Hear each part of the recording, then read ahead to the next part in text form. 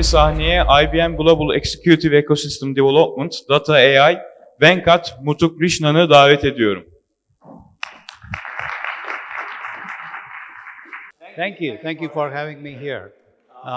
Venkat Muthukrishnan, part of our worldwide ecosystem development team, focused on our financial service solutions. I live in the US. I think I met some of you the last time I was here, so thank you for having me here again. You've been very patient. So I want to take a few minutes and talk about some of the trends in the payment industry that pertains to fraud. How many of you have experienced fraud in your personal life? Credit card fraud, payment fraud? A few people. I'm pretty sure all of you have heard about fraud, what is happening in the fraud space.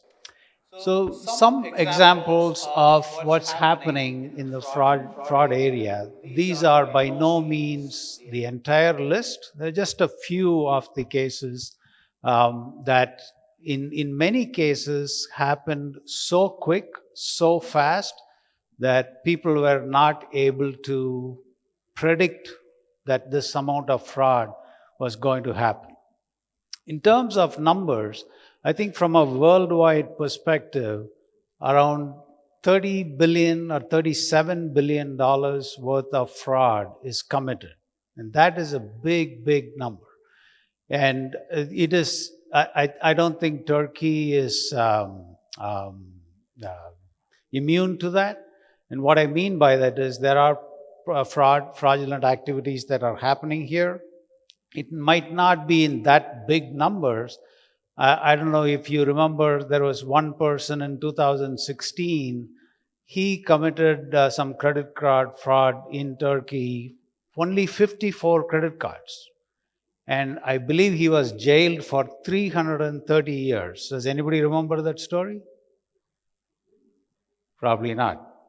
So this was, apparently he did it twice.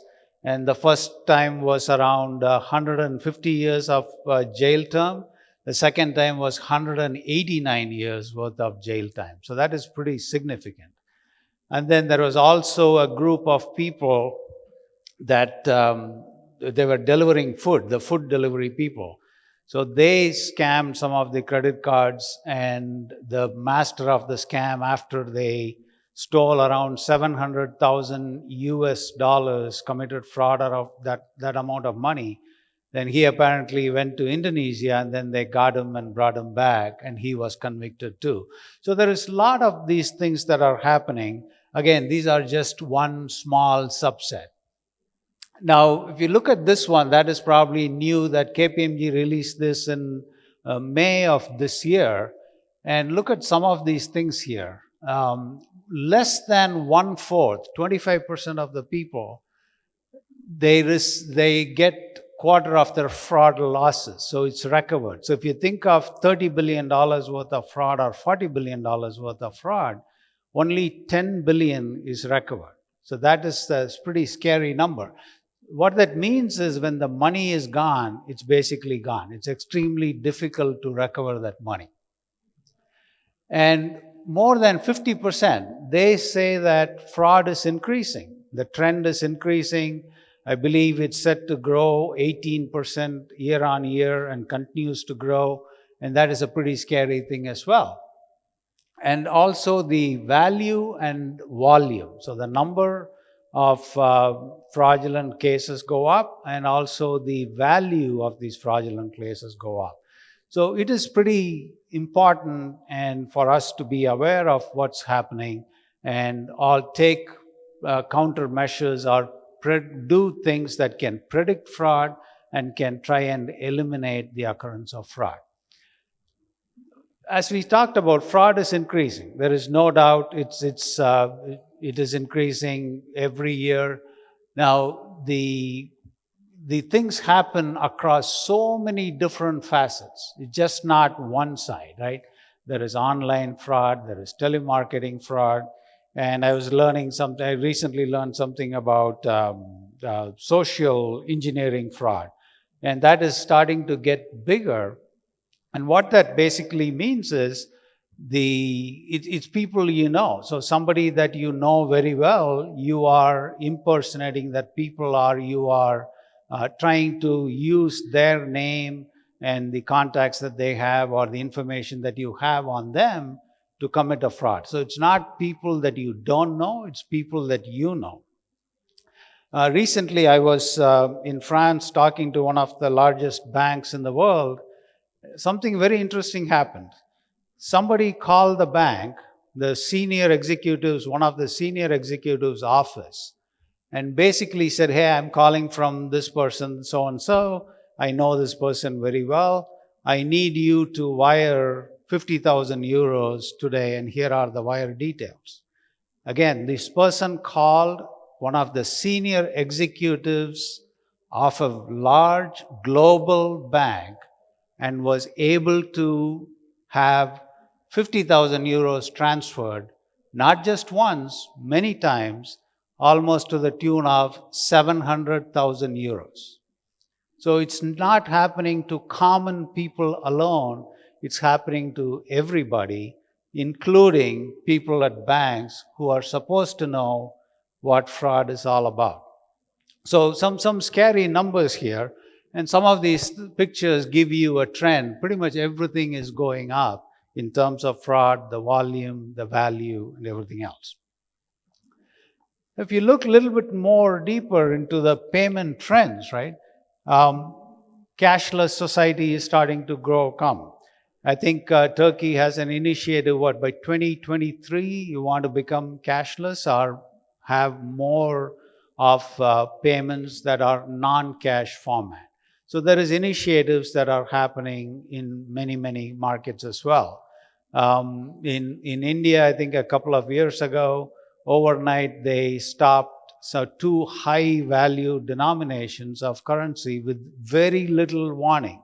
And the idea there was to eliminate all the so-called black market cash from the economy, so that it is starting to get really big.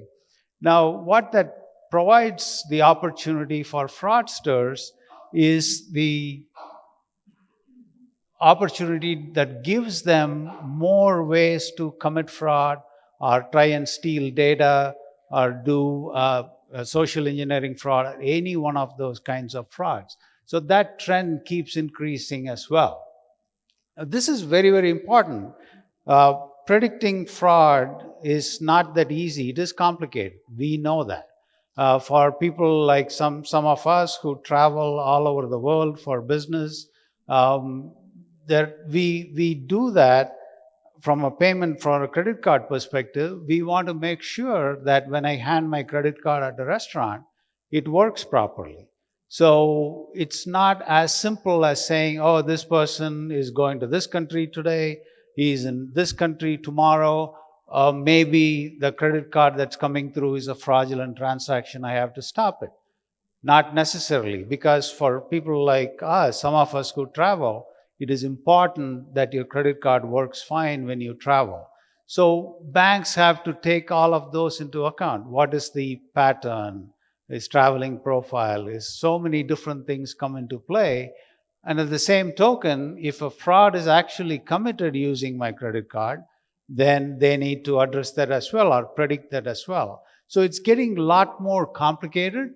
And because things happen so quickly, the reaction time is almost non-existent. So the time to predict fraud and eliminate fraud is very critical. And how you handle that becomes very important.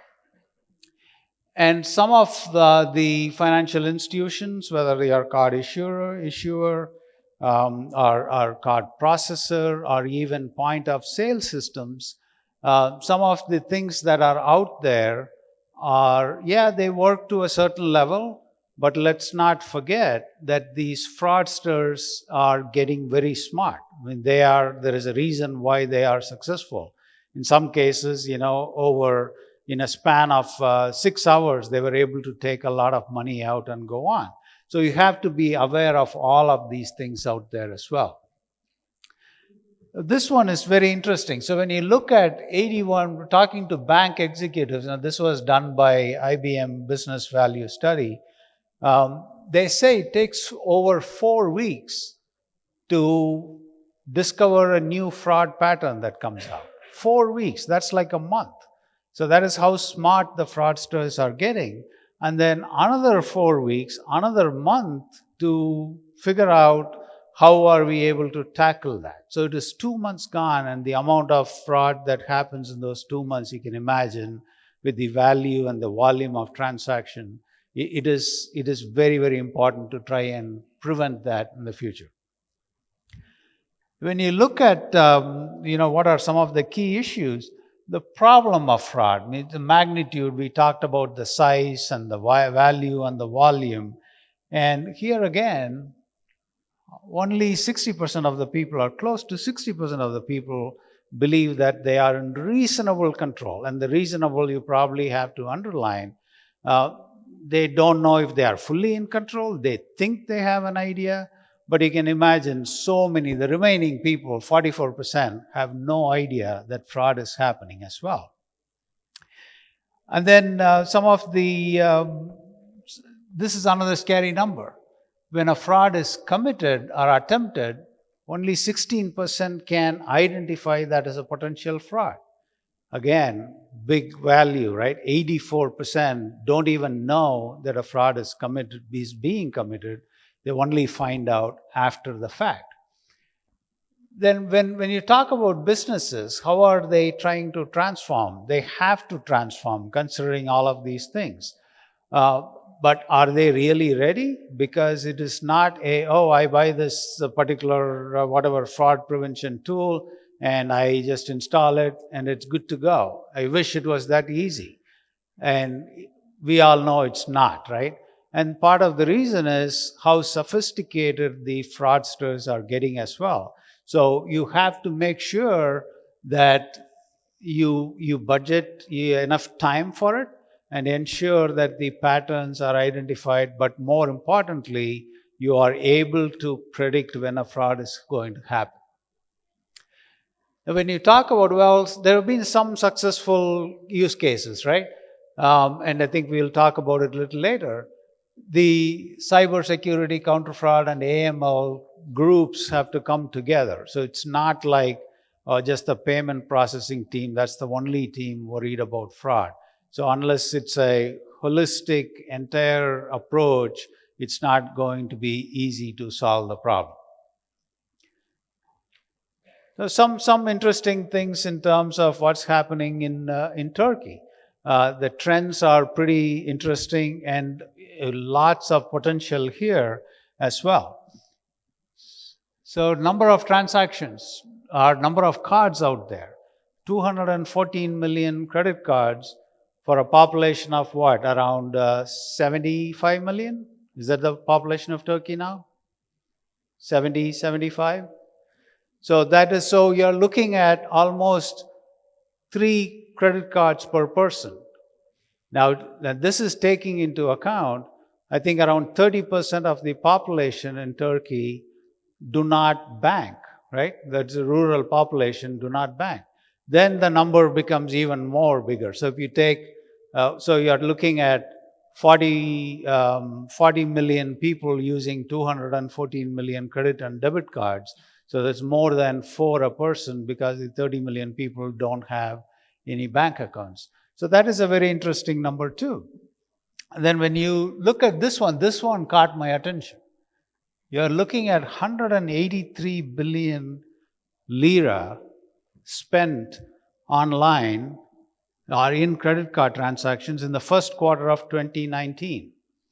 Significant number. And that is set to grow at 18% a year.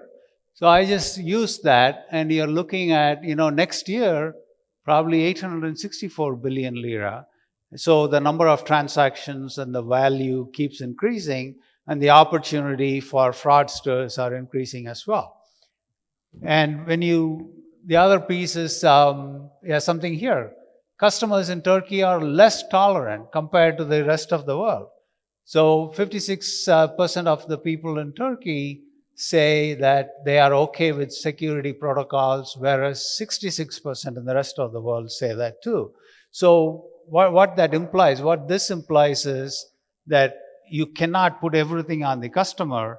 We as the institutions and organizations have to take some responsibility away from clients and ensure that we are able to predict that. The card not present is one of the biggest of all frauds committed in Turkey. And that is online, or any time you go, you don't use your card at the point of sale system, but you use it remotely or when you're not there. So some interesting facts and numbers, but please pay very close attention to this. So based on all of this, what I would like you to do, leave you with this, look at some of these questions. See if, and the scenario, right? The global scenario that's happening, the amount of fraud that's happening, the value and volume increasing, how Turkey is trending in terms of card transactions or non-cash transactions per se. Are we ready? Are you ready as an organization to ensure that your clients don't get affected by any one of these fraudulent types? So I think we need to act now. There is a lot more impetus for you now than ever before to go ahead and take it to the next step. So with that, I will leave you with that. Thank you very much for having me. Appreciate it.